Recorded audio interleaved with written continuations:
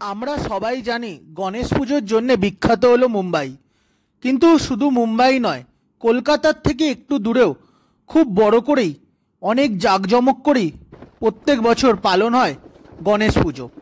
আর তা দেখতেই আমি চলে এলাম আজ কাকিনাড়া।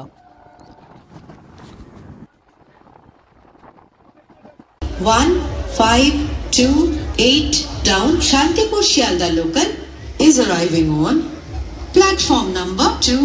অনুগ্রহ করে শুনবেন গাড়ির সংখ্যা 316223 আপ শিয়ালদা রানাঘাট লোকাল 1 নম্বর প্ল্যাটফর্মে। কাকিনাড়া স্টেশন থেকে নেমে 1 নম্বর প্ল্যাটফর্মের সাইড দিয়ে এই যে ওভারব্রিজ উঠে যাচ্ছে তার পাশ দিয়ে যে রাস্তাটা নেমে যাচ্ছে, এই রাস্তা বরাবর সোজা নিচে নেমে চলে যাবেন একদম সামনের দিকে। এই যে আমরা সামনে হাঁটছি, এই সামনে অটো স্ট্যান্ড পাবেন, তারপরে সোজা হাঁটতে থাকবেন সামনের দিকে। গেলে একটা 3 মাথার মোড় পড়বে। এই 3 মাথার মোড়, এই 3 মাথার মোড় থেকে আপনারা বাঁ দিকে বেঁকে যাবেন। এটা মেনলি হচ্ছে নন বেঙ্গলি এরিয়া।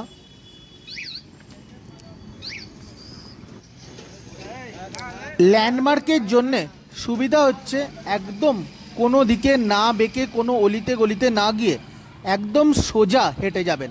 কিছু দূর গেলেই একটা মসজিদ পাওয়া যাবে। সোজা হাঁটতে হাঁটতে আপনারা দেখতে পাবেন একটা বড় গেট আছে। এই লাইটিং গেটের একদিকে আছে পুকুর আর অন্যদিকে রয়েছে তার পাশেই জলের ট্যাঙ্ক। এখান দিয়ে আমরা শুরু করব আজকের ঘোরা। এখানে আপনারা দেখতে পাবেন জলের ট্যাঙ্ক আছে, আর জলের ট্যাঙ্কের বরাবর এই পুকুর বরাবর আছে আমাদের প্রথম প্যান্ডেল। পুরো দুর্গাপুজোর মতোই বড় প্যান্ডেলই তৈরি করা হয়েছে। এবার আমরা এখানে যাব। এটা হচ্ছে কাকিনাড়া ইয়ং ম্যান অ্যাসোসিয়েশন, একদম জলের ট্যাঙ্কের পাশেই।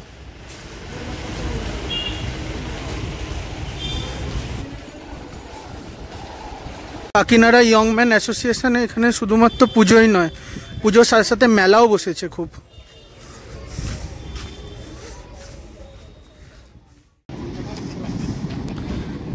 Kakinara young man association. প্রথমে ঢুকতে ঢুকতেই দুজন গরু হচ্ছে আমাদের সুস্বাগতম করছে। আমাদের কলকাতায় এত বড় প্যান্ডেল গণেশ পুজো হয়তো হয় না। এটাও কলকাতার মধ্যে, কিন্তু কলকাতার থেকে অনেকটাই অফবিট।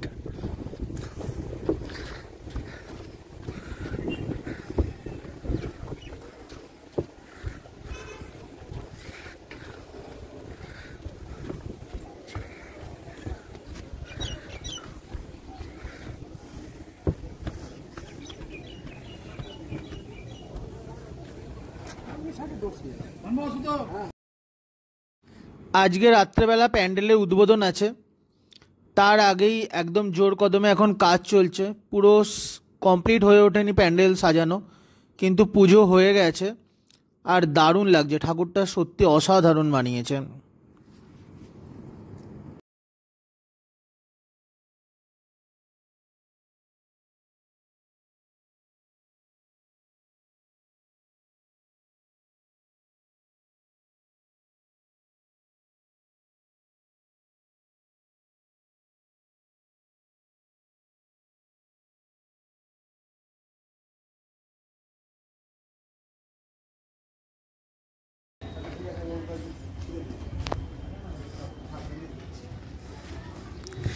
এখানে খুব বড় করে মেলাও বসেছে।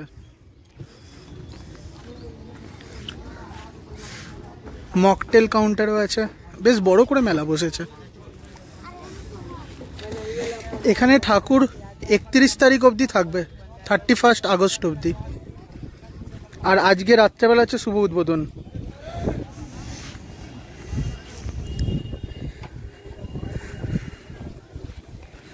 এই কাকিনাড়া ইয়ং ম্যান অ্যাসোসিয়েশনে আসার জন্য মেন পয়েন্ট হচ্ছে এই জলের ট্যাঙ্কি। জলের ট্যাঙ্কির পাশ বরাবরই চলে আসতে হবে।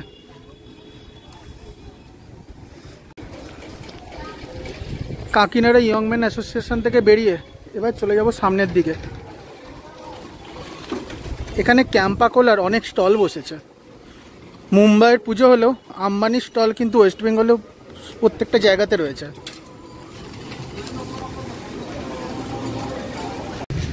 ওখান থেকে বেরিয়েই আর একটা পুজো মণ্ডপ, একটা ছোট পুজো মণ্ডপ, এখানে পুজো হয়ে গেছে।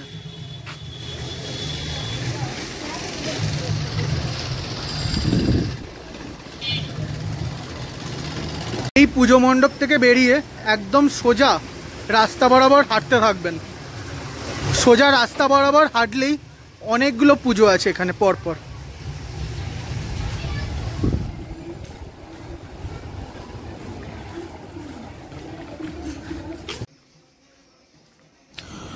গলি বরাবর সোজা হাঁটতে থাকলে আপনারা পেয়ে যাবেন এইরকম একটা সুন্দর মণ্ডপ।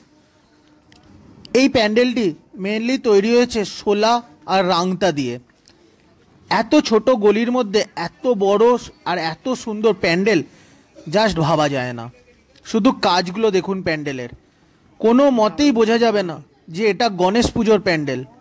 আমাদের কলকাতায় গণেশ পুজো হয় বাড়িতে বাড়িতে, আর এখানে কোনো অংশে দুর্গাপুজোর থেকে কম নয়। জাস্ট দারুণ।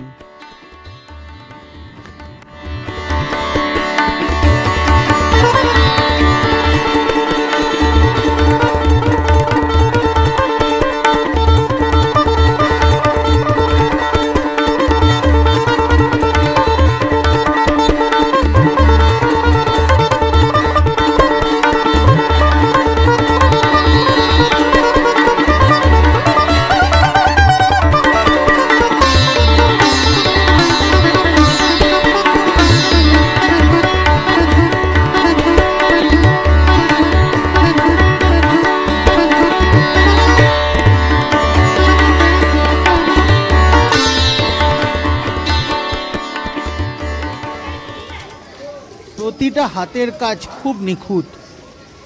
এই প্যান্ডেলটি বানানো হয়েছে ময়ূরের আকৃতির উপর ভিত্তি করে। জাস্ট দারুণ।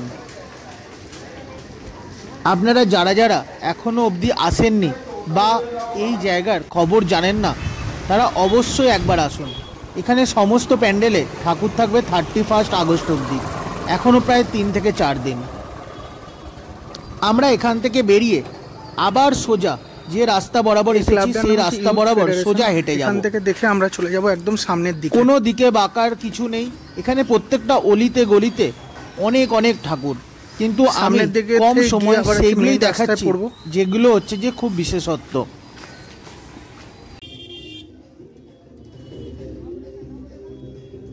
এখানেও প্যান্ডেলের কাজ এখনো শেষ হয়নি। এখানে বানানো হয়েছে অমরনাথ, সামনে হচ্ছে শিব আর নন্দী দেবের মূর্তি। এখনো কাজ অনেক বাকি।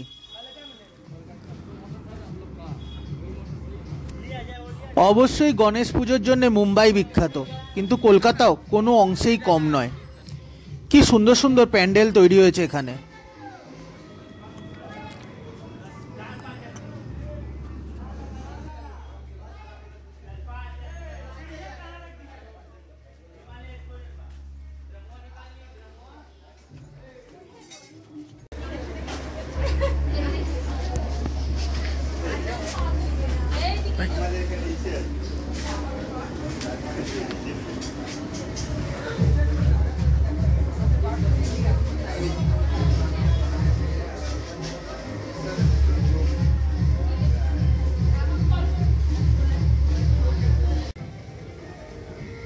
এই অমরনাথ মন্দিরটির থেকে বেরিয়ে আবার সোজা সামনের দিকে হাঁটবেন।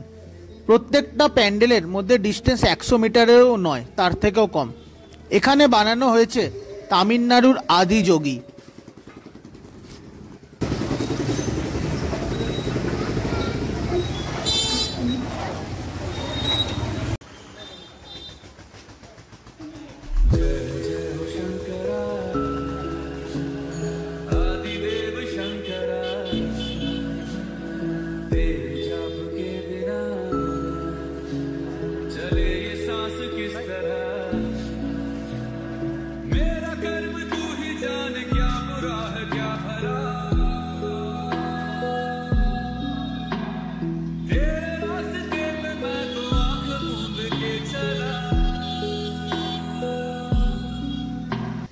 দারুণ মূর্তিটা রাত্রেবেলা যখন লাইট দেওয়া হবে তখন আরো সুন্দর দেখতে লাগবে। ছোট ছোট মিনিয়েচার বাল্ব লাগানো আছে এই মূর্তির চারিপাশে, জাস্ট দারুণ।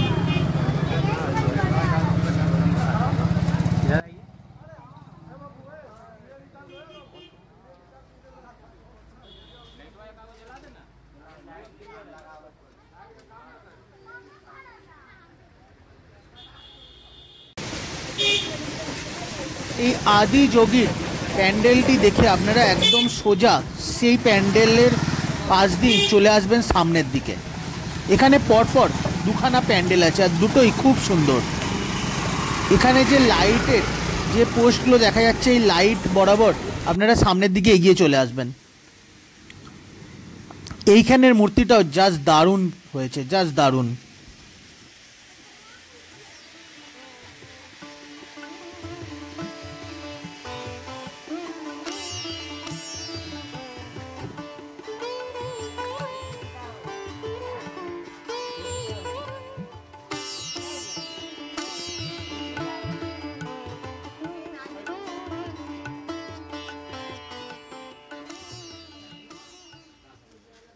এখানের মূর্তির একদম ভাবনাচিত্র আলাদাই। এখানে মেনলি নরসিংহ অবতারের রূপে গণেশজিকে প্রদান করা হয়েছে। দেখুন মূর্তিটা, যেমন প্যান্ডেল সুন্দর তেমন মূর্তিটাও সুন্দর, আর মূর্তির ভাবনা সেটাও খুব সুন্দর।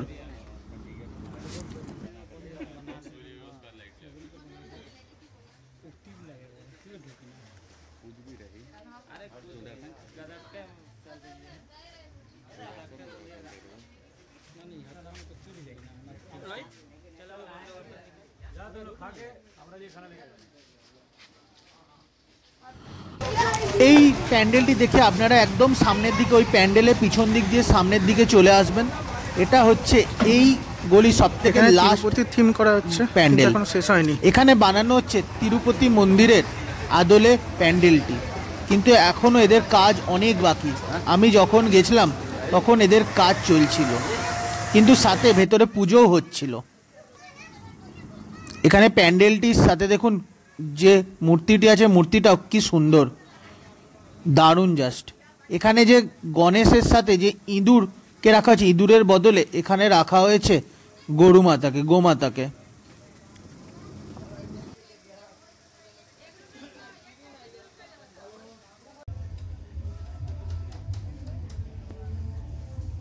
এই রাস্তার লাস্ট পুজো হচ্ছে তিরুপতির প্যান্ডেলটি।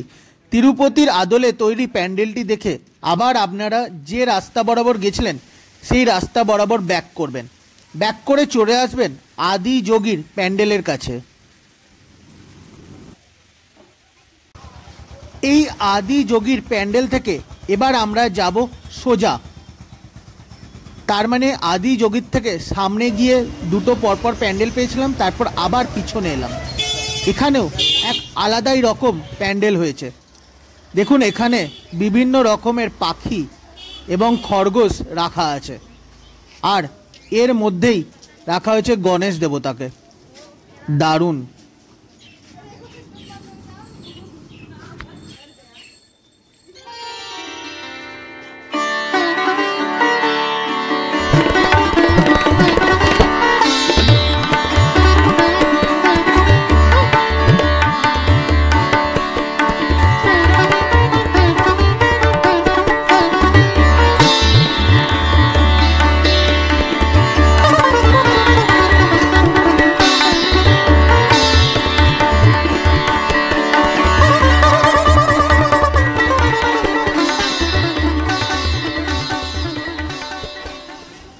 থেকে বেরিয়ে আবার সামনের দিকে আমরা এগোবো। সামনের দিকে আপনারা একটা প্যান্ডেলে যেখানে শেষ হচ্ছে সেখান থেকে আবার পরবর্তী প্যান্ডেলের লাইট শুরু হয়ে যাচ্ছে। এই ছোট গলিটার ভেতর দিক দিয়ে অবশ্যই আসবেন।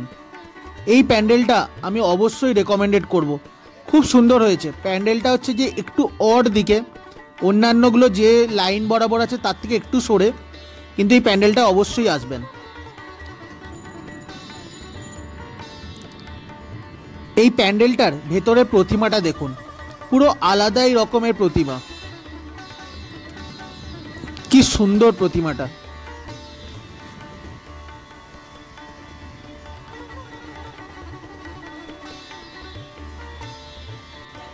ওই প্যান্ডেলের শেষেই পড়বে আর একটি প্যান্ডেল।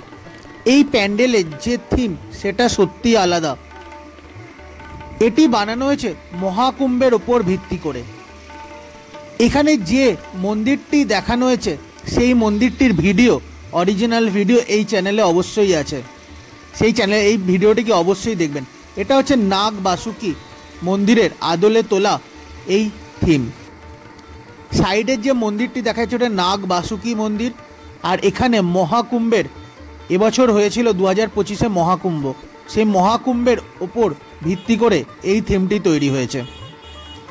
দারুণ জাস্ট। এখানে অলিতে গলিতে এত সুন্দর সুন্দর মন্দির আছে না, এত সুন্দর সুন্দর প্যান্ডেল। একবার আসুন, অবশ্যই এখানে আসবেন এবছর।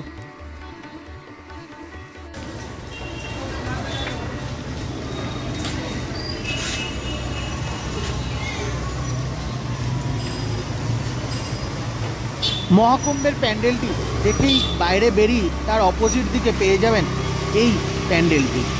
এখানের মূর্তিও খুব সুন্দর, কি সুন্দর সুন্দর মূর্তি তৈরি হয়েছে এখানে, দেখুন জাস্ট। প্রত্যেকটা প্যান্ডেলের মধ্যে দূরত্ব 100 মিটার থেকে 50 মিটার থেকে 100 মিটার, হার্ডলি, ওর বেশি নয়। এবার আপনারা রাস্তা ক্রস করে চলে আসবেন সামনের দিকে। এটা হচ্ছে আজ আমাদের শেষ প্যান্ডেল, আর এটাই এই জায়গার সবথেকে বড় প্যান্ডেল বলে আমার মনে হয়েছে। একবার প্যান্ডেলটা দেখুন। এটা হচ্ছে ময়ূরের আকৃতির ওপর ভিত্তি করে তৈরি হয়েছে এই প্যান্ডেলটি। অসাধারণ কাজ, অসাধারণ। মনেই হবে না এটা গণেশ পুজোর প্যান্ডেল, তাও আবার কলকাতার মধ্যে। দুর্গাপুজোর থেকে কোনো অংশেই কম নয়। ময়ূরের ওপর ভিত্তি করে তৈরি হয়েছে। এখনও প্যান্ডেলে মূর্তির কাজ শেষের দিকে, কিন্তু মূর্তিতে গয়না পরানো এখনও বাকি আছে।